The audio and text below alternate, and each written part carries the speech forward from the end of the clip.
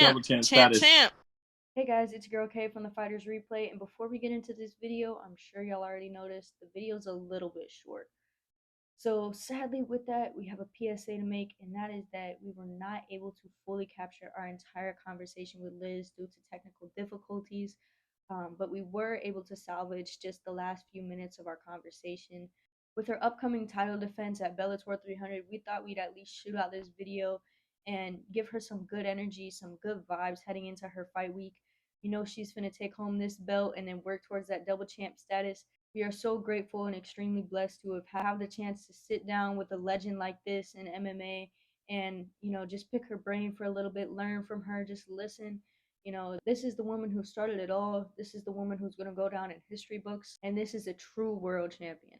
We wish you all the greatest, Liz. Hope to speak to you soon, and knock them out.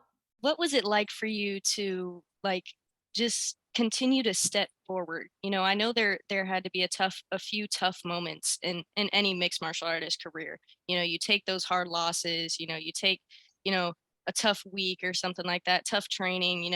What is something that kind of kept you going on this path to kind of just be like, you know what, screw that, I got this, let's keep going, buckle down?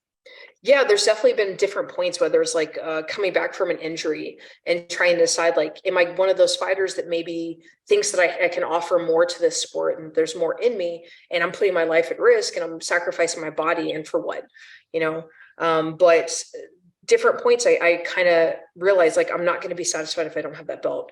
I know what the standard that I hold myself to. I know what I'm capable of. I've trained with the best people in the world, and I've been able to stand my grounds, if not defeat them even in training. So really the person that has to perform is that person within the cage. And then there are other moments where it's also, I provide for my family. So if I don't get out there, if I decide, like, oh, I'm going to skip training today, or maybe I'm just going to kind of coast in this fight and I give everything I have, that I'm letting down my family. It's not just fans, it's not just myself, but it's my family that I'm letting down, and I have to be the one that takes care of them. So even on the days when I'm feeling beat up, my body's like, hey, we don't have it, I'm too tired, maybe I'm a little depressed and I'm down on myself, I just remember that, like, my 7-year-old is going to thrash me, and he's going to let me know how lazy I am if I don't get in there. Quick reality check. Right. So you have a lot of finishes on your resume, of course. You got submissions, TKOs, all that.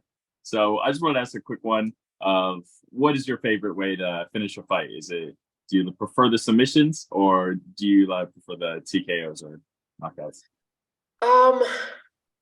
I think submissions, just in the sense that that person is submitting, they're giving in, there's no doubt, there's no question. When you raise up your hand 3 times, there's no doubt in anybody's mind. Like, if you do a TKO, if you do a knockout, there's a possibility that maybe that person was just rocked and they're able to come back from that. It creates questioning within everybody. But when that person raises up their hand, there's no doubts. I certainly like, if KO's more satisfying than anything out there. A TKO is satisfying in the sense that, like, watching that person defeat underneath you, but then there's always that doubt if, like, maybe they could have been able to come back from that. But there are no doubts when somebody gives in and they tap. When they tap, the fight's over. There's no questions. They didn't escape. They weren't able to get out of it. There's no doubts in anybody's mind. And so never having to question that, never having it in the back of your head, is definitely probably the most satisfying, just because it leaves any doubt, any shadow of doubt with anybody and within yourself. So how long have you been training overall? What was the first thing that kind of got you into it? So I'd been in the Marine Corps, and I was just looking for something different than running and lifting weights. It was always just so boring. I hate running. Even to this day, I hate running. But it's part of the Marine Corps. Like, you can't do a physical fitness test without running. And I just wanted something that was different. I wanted something that was going to challenge me, something that I would actually enjoy doing.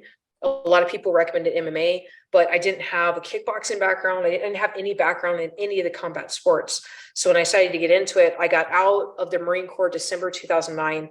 January 1st of 2010, I started training, and I tried every single class that was on the schedule: Muay Thai, wrestling, jiu-jitsu, all of it.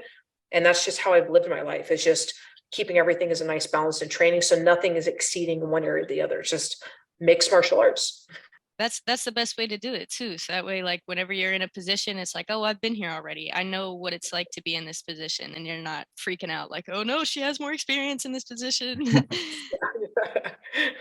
But absolutely, it's been so wonderful to meet you. Truly such an honor and inspiration for me myself. I know for all of them as well. For sure. I just want to thank you again for your time today. Thank you. it was wonderful just getting to know you a little bit more, you know, getting to pick your brain a little bit. Is there anything else that you would like to say to any mixed martial artists out there that, you know, are just watching? Just you got a message for the people? Yeah, I would say I'm not anybody special. You know, really what it comes down to is I'm just a hard-headed Marine at the end of the day that just doesn't know how to quit. And certainly I'm not the smartest person. I'm not the most athletic. I'm not the strongest person.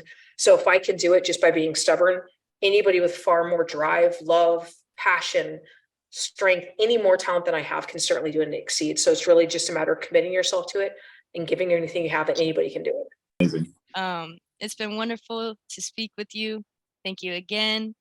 We hope you guys enjoyed this video. Make sure to check out Liz's socials. We'll have it all linked. We'll have our socials linked as well, just that way you guys can follow us. And all right, we'll be speaking soon. Thank you again. Yeah, thank you. Have a good one, guys. You can't break me, I got iron bones. My ground game will leave your mind blown. I'm ready to fight in any time zone. I'm the greatest, you can call me John Jones. Knocking clowns out like I'm Steve Pay. We can even fight on the freeway. I'ma leave him bloody right where he lay. This is the Fighters Replay.